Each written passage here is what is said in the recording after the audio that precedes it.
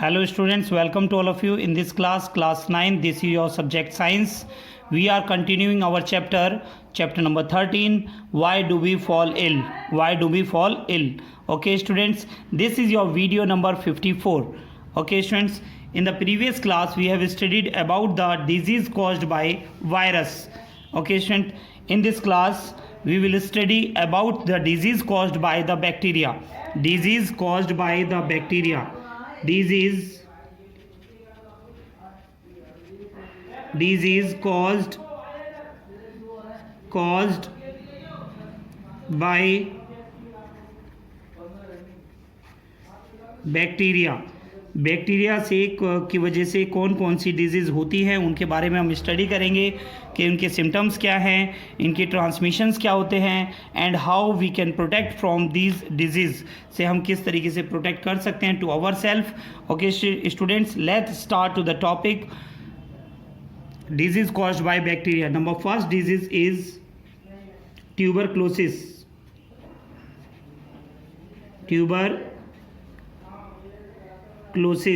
That is TB. Okay student, तो tuberculosis के बारे में सबसे पहले हम स्टडी करेंगे यहाँ पर हम कि ये ट्यूबरक्लोसिस क्या है. Firstly discovered by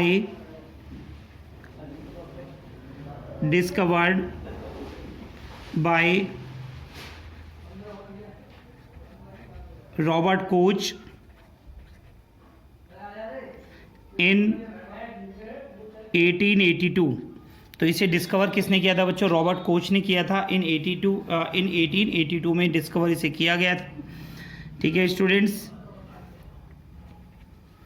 it is caused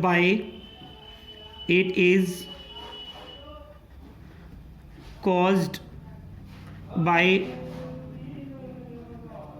Mycobacterium tuberculosis.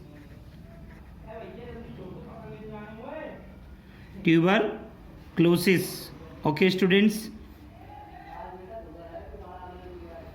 tuberculosis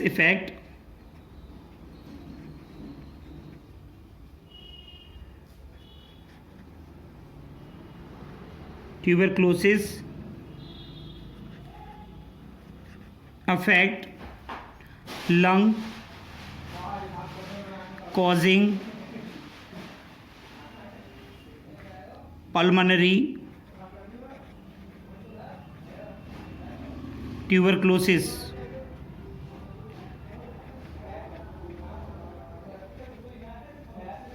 Okay students, it also affect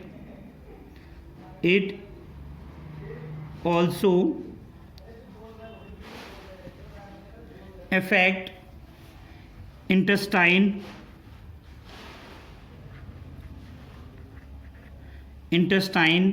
bones and joints, skin,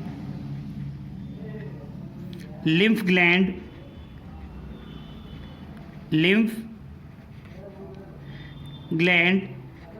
etcetera. Mycobacterium, तो देख रहे हैं बेटा यहाँ पर ट्यूबरक्लोसिस में इसको डिस्कवर किया था रॉबर्ट कोच ने. It is caused by the mycobacterium tuberculosis. Mycobacterium जो ट्यूबरक्लोसिस बैक्टीरिया होता है उसकी वजह से ये डिजीज़ होती है. ट्यूबरक्लोसिस जो इफेक्ट करता है लंग कॉजिंग पल्मोनरी ट्यूबरक्लोसिस को कॉज करता है, लंग्स में ये इफेक्ट दिखाता है. इट ऑल्सो रेस्पिरेटरी डिजीज़ में भी ये है. ट्यूबरक्लोसिस जो है खांसी स्नीजिंग वगैरह होती है, इसमें कफिंग होती है. It also effect the intestine, जो हमारी बॉडी में जो हमारे स्टमक में जो इंटेस्टाइन होती है उसको भी इफेक्ट करता है. ठीक है बच्चों, जो माइकोबैक्टीरियम है, Mycobacterium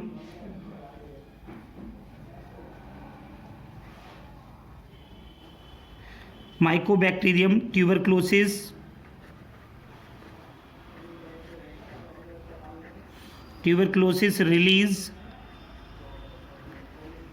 release a toxin called tuberculin.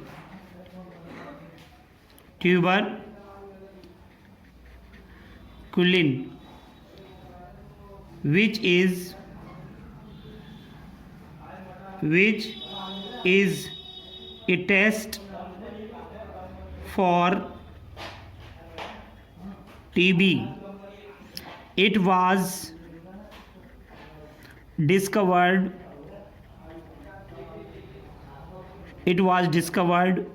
by von Perquet.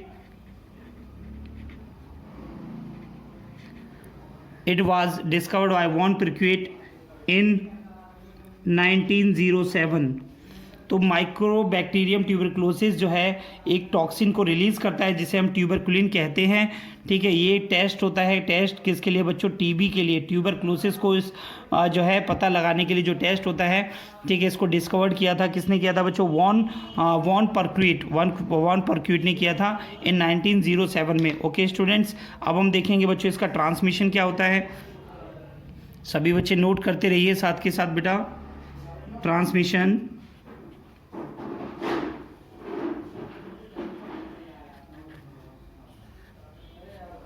तो मोड ऑफ ट्रांसमिशन क्या है बच्चों इसमें देखें। कफिंग,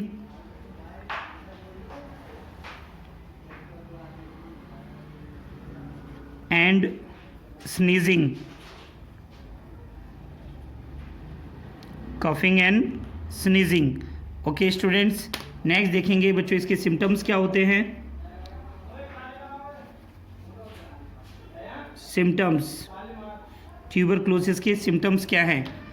कफ, खांसी आना, चेस्ट पेन, चेस्ट में पेन होना, लॉस ऑफ एपेटाइट, गले का सूखा होना, एंड वेट, यानी वेट में कमी महसूस होना। तो बच्चों ये इसके किसके सिम्टम्स हैं? ये टीबी के सिम्टम्स हैं। नोट करिए बेटा सभी। अब हम इसके कंट्रोल एंड प्रिवेंशन के बारे में देखेंगे बेटा। यहाँ पर हम how we can control to it. Control, okay student, some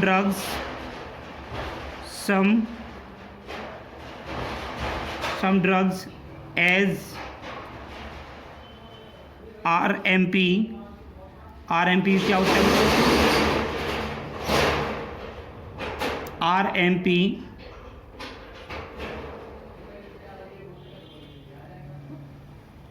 रिफामिसिन, rifampicin, RMP, okay student, and streptomycin,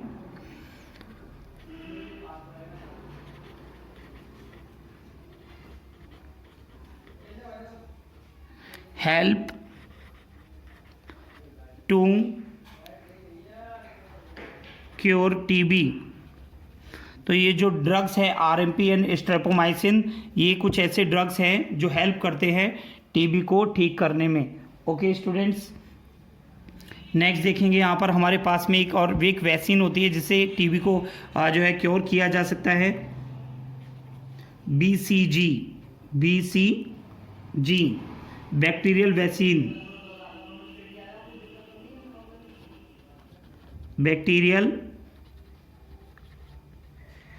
vaccine होती है बच्चों ये। It prevents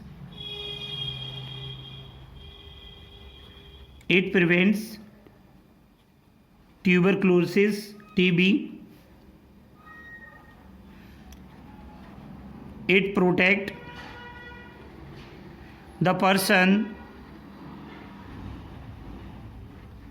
the person from TB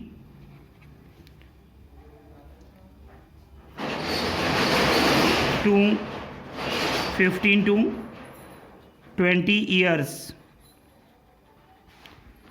Okay students, तो जो BCG का जो टीका लगाया जाता है ये भी बच्चों, ये छोटे बच्चों में लगाया जाता है, ठीक है। तो ये 15 to 20 ईयर्स जो है इसमें BCG का जो टीका है वो TB, जो BCG का जो टीका है वो ट्यूबरक्लोसिस जो बीमारी है, ठीक है, उससे बचाने के लिए इसे लगाया जाता है। ओके स्टूडेंट्स, तो ट्यूबरक्लोसिस में आपने क्या देखा बेटा, इसमें ट्यूबरक्लोसिस को डिस्कवर किया था रॉबर्ट कोच ने इन 1882 में। ये कॉज किसने किया था बच्चों, ये it is caused by the mycobacterium tuberculosis. Tuberculosis जो इफेक्ट करती है लंग कॉजिंग पल्मोनरी ट्यूबरक्लोसिस होती है, लंग्स की जो बीमारी होती हैं, ठीक है, लंग्स को जो इफेक्ट करती है उसमें से एक TB भी है जिसमें आपको कफिंग और स्नीजिंग ये महसूस होती है, ट्रांसमिशन होता है। अगर किसी भी पर्सन को TB की बीमारी है तो उसे खांसी या स्नीजिंग है तो वो ट्रांसमिशन एक पर्सन से दूसरे पर्सन में हो सकती है। इसके जो सिम्टम्स है cough, chest pain, loss of appetite and weight, loss of weight, इस तरह के सिम्टम्स देखे जाते हैं। एंड यहाँ पर इसे हम कंट्रोल कैसे कर सकते हैं, कुछ ड्रग्स को लेकर एंड BCG जो वैक्सीन्स हैं इसको हम प्रॉपर तरीके से लेकर हम इसे कंट्रोल कर सकते हैं। ओके स्टूडेंट, नोट करिए सभी। सेकेंड डिजीज़ के बारे में बच्चों हम यहाँ पर स्टडी करेंगे कोलेरा के बारे में। कोलेरा क्या है, एक डायरोहल डिजीज़ होती है बच्चों।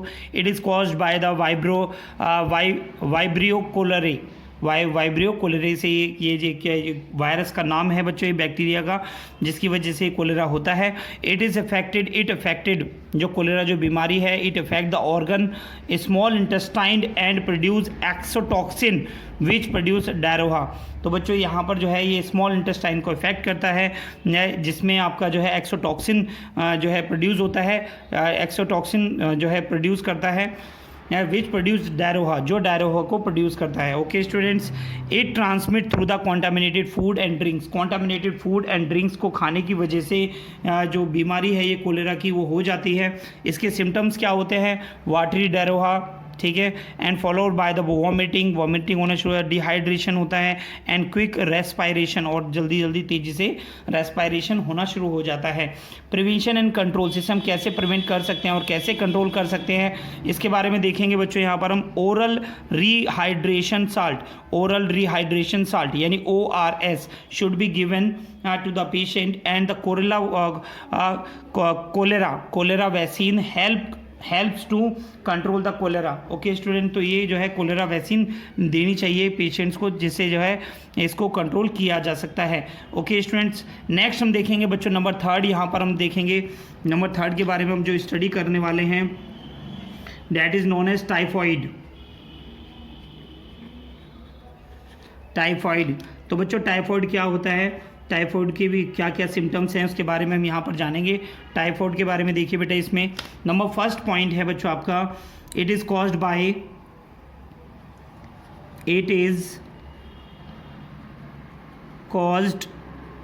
Bye salmonella typhi. Okay students, and next यहाँ पर देखेंगे it occurs mostly in 1 to 15 year age group। तो बच्चों जो टाइफॉइड है मोस्टली जो है 1 to 15, 1 साल से 15 साल तक के बच्चों के अंदर ये पाया जाता है, ये बीमारी लगने के ज़्यादा चांसेस रहते हैं। Okay students, it occurs during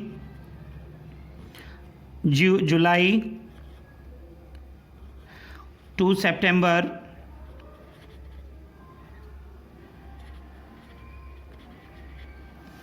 यानी रेनी सीजन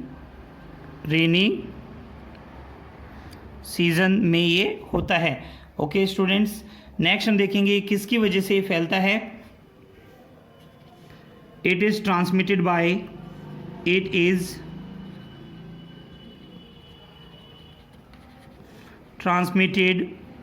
बाय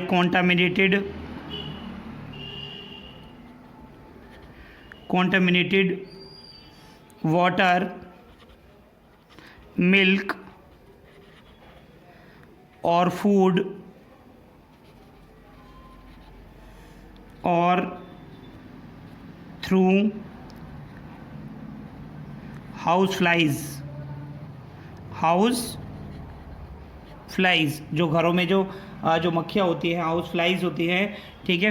तो उनके वो अगर किसी भी खाने पर बैठ जाती हैं और उसे हम खा लेते हैं तो वहाँ से भी ये जो इसके क्या टाइफॉइड की जो डिजीज़ है, जो टाइफॉइड डिजीज़ है उसके होने के चांसेस होते हैं। ओके स्टूडेंट्स, नोट करिए बेटा सभी। नेक्स्ट पॉइंट बच्चों हम यहाँ पर देखेंगे, इसके सिम्टम्स क्या होते हैं, टाइफॉइड के सिम्टम्स क्या हैं, what are the symptoms, what are the symptoms of typhoid? Okay students,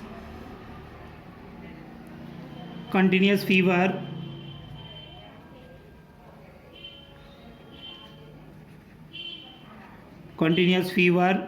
for 3 to 4 days, 3 to 4 not days बच्चों, weeks, 3 to 4 weeks, weakness,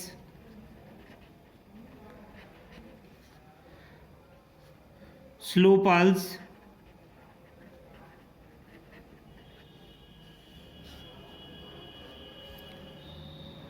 डायरोहा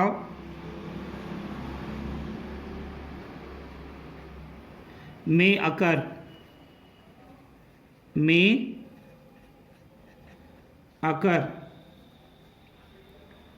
okay students, अब हम यहाँ पर बताएंगे बच्चों आपको प्रिवेंशन के बारे में, किस तरीके से इसे प्रिवेंशन एंड कंट्रोल कर सकते हैं,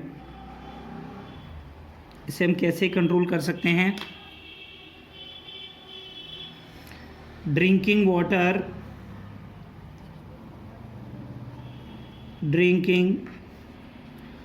water supplies should be protected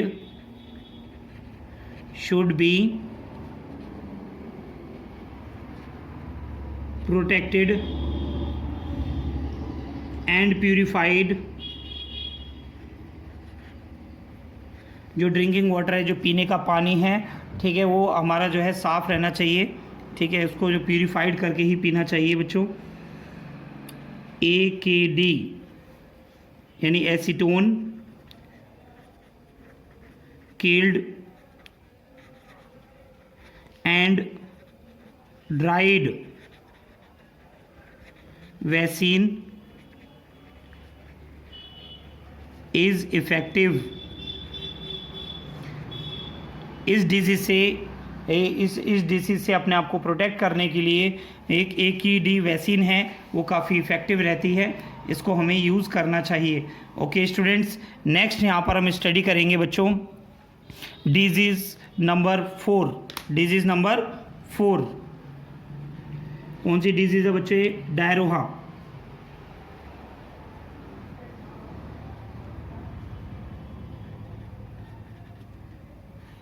ये डिजीज़ कैसे लगती है, क्या इसके सिम्टम्स होते हैं, क्या इसका ट्रांसमिशन होता है, कैसे हम इसे प्रोटेक्ट कर सकते हैं, इसके बारे में यहाँ पर हम सीखेंगे बच्चों। It is also called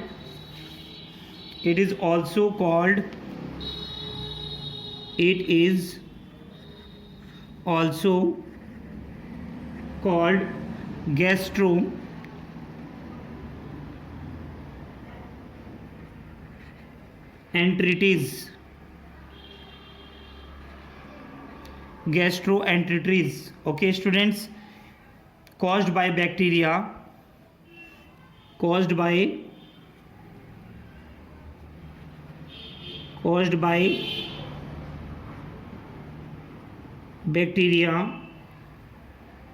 E. coli।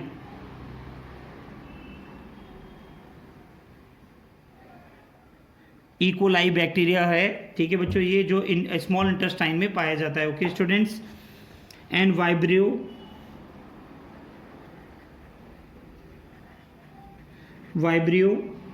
Bacillus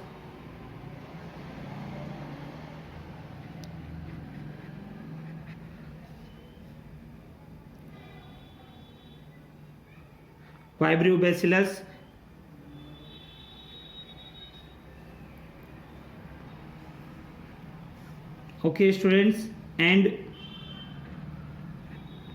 salmonella etc। okay students, तो ये कुछ हमारे यहाँ पर कुछ बैक्टीरियाज हैं जिसकी वजह से डायरोहा होता है, कुछ वायरसेस की वजह से भी होता है बच्चे, caused by virus, caused by virus, retrovirus,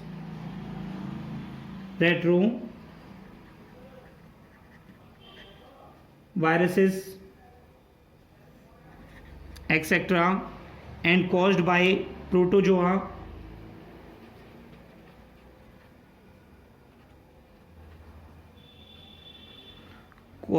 protozoans and amoeba,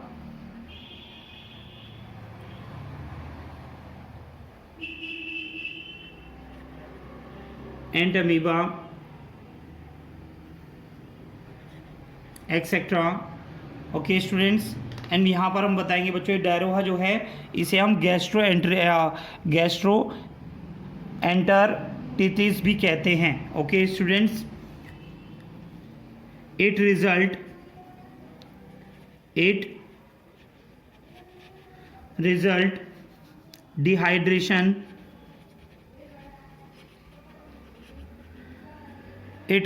dehydration, which cause death in children,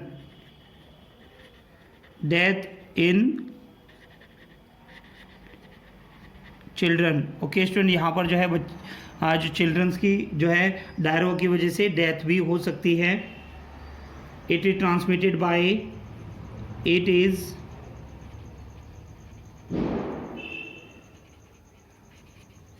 transmitted by water, food or directly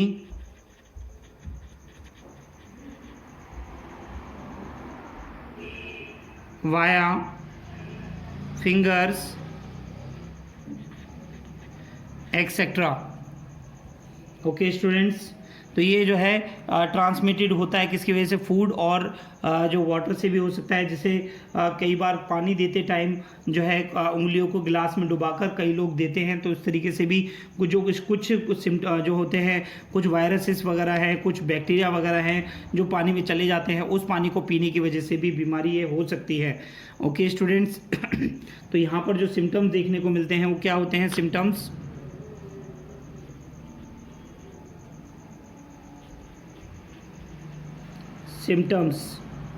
तो सिम्टम्स में देखेंगे बेटा यहाँ पर vomiting,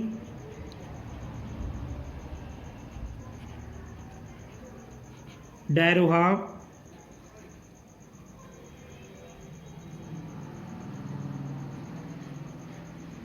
stools, in many cases are watery, but if blood is visible in stools, थूकने में, stool का मतलब क्या है बच्चों, यहाँ पर थूकने में या फिर पानी जो मुंह से बाहर आता है उसमें अगर क्या है ब्लड की कुछ स्टूल्स भी दिखाई दें, ठीक है, द कंडीशन इज कॉल्ड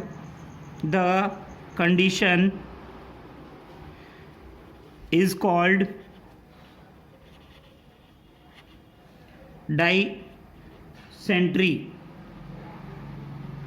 तो इस कंडीशन को हम क्या बोलते हैं बच्चों, डाइसेंट्री कहते हैं। ओके स्टूडेंट, तो इसे कैसे, इसके प्रिवेंशन एंड कंट्रोल कैसे किया जा सकता है, देखिए बेटा यहाँ पर prevention,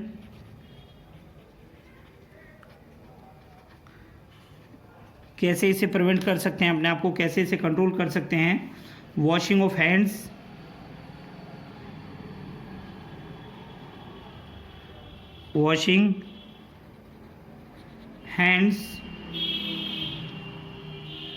with soap before getting food, खाना खाने से पहले हाथों को धोना, ठीक है, इज़ इसेंशियल काफ़ी ज़रूरी होता है। ओके स्टूडेंट्स, हस्क ऑफ इसबगोल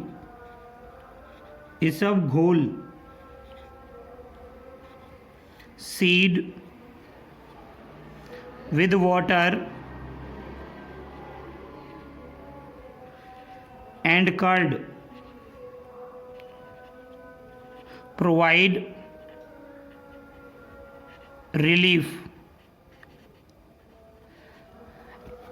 अगर हम खाना खाने से पहले हाथों को अच्छे से वॉश करें एंड अगर इसबगोल की जो भूसी होती है, ठीक है, इसबगोल के जो सीड्स होते हैं उसे हम वाटर के साथ में या फिर हम इसे कर्ड के साथ में लेते हैं तो यहाँ पर जो है काफ़ी रिलीफ मिलता है डायरोहा में।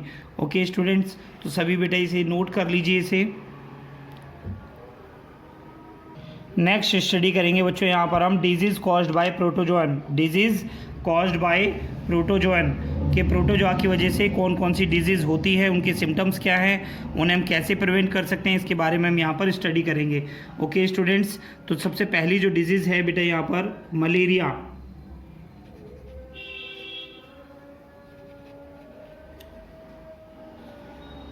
मलेरिया के बारे में स्टडी करेंगे बेटा। It is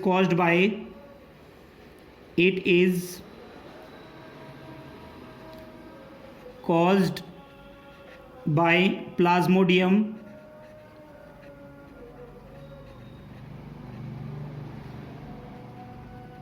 vivax incubation 8 to 17 days, Plasmodium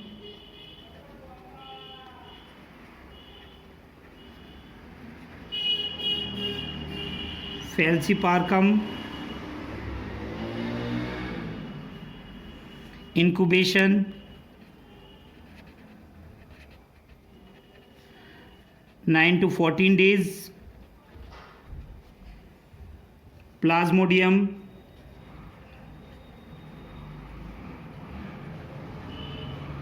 malarial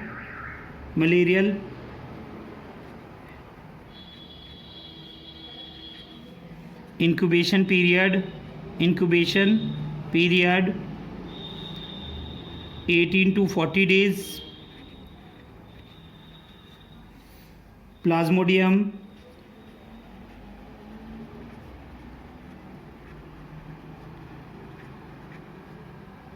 ovale incubation period 16 to 18 days। Okay students, सभी बच्चे ध्यान रखेंगे। एक नोट पॉइंट को बेटा ध्यान से देखिए यहाँ पर। It is transmitted to man, it is transmitted to man by female anopheles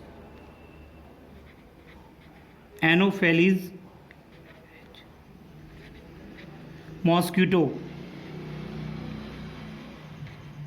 जो फीमेल एनोफिलोज मॉस्किटो है उसकी वजह से ये ट्रांसमिटेड होती है मेंस में। Okay students, normally occurs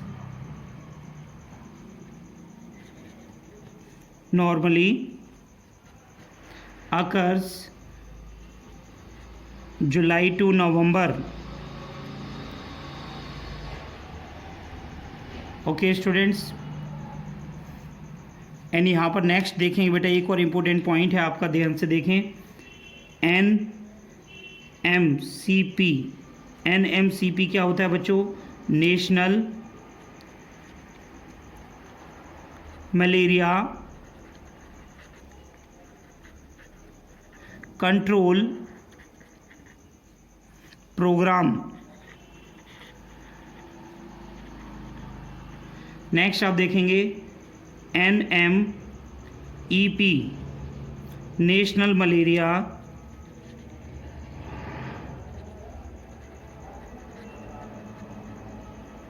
education programme.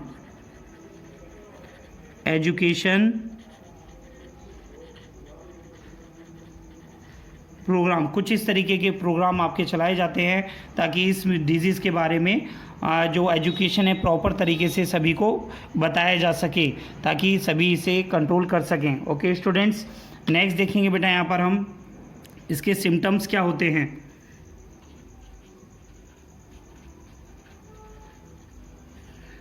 Symptoms: fever with pain, headache,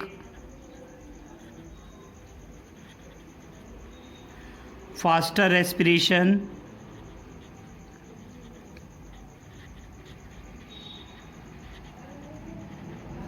and faster heartbeat। Okay students, fever,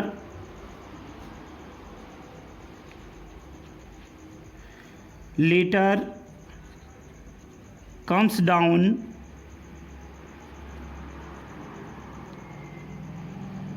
with profuse sweating।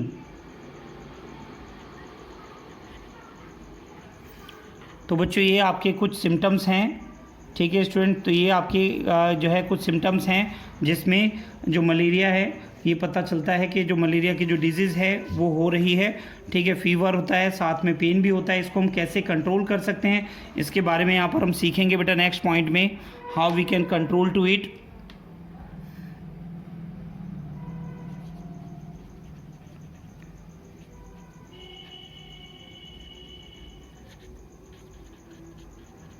Prevention and control, इसे हम कैसे प्रिवेंट कर सकते हैं और कैसे हम इसे कंट्रोल कर सकते हैं। Okay students, क्लोरोक्विनाइन,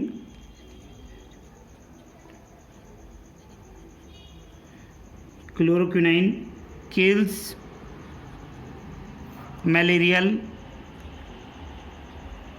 parasite. तो हम क्लोरोक्विनाइन जो है इसको लेकर हम जो है in human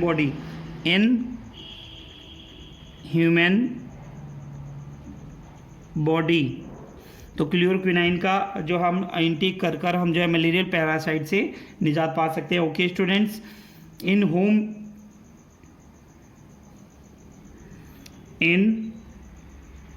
home use mosquito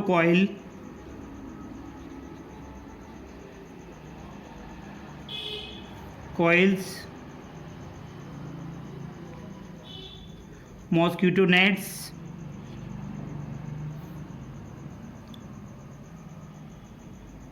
etc. and kerosene oil is sprayed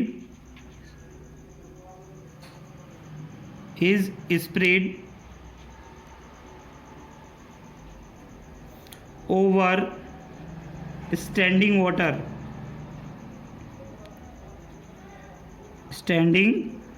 water, जो रुका हुआ पानी है उसमें हम जो है क्या कर सकते हैं बच्चों, उसमें हम जो है कैरोसिन ऑयल को डालकर जो मॉस्किटो को जो इनकी ब्रेथ है, स्प्रेडनेस है, उसको हम कम कर सकते हैं।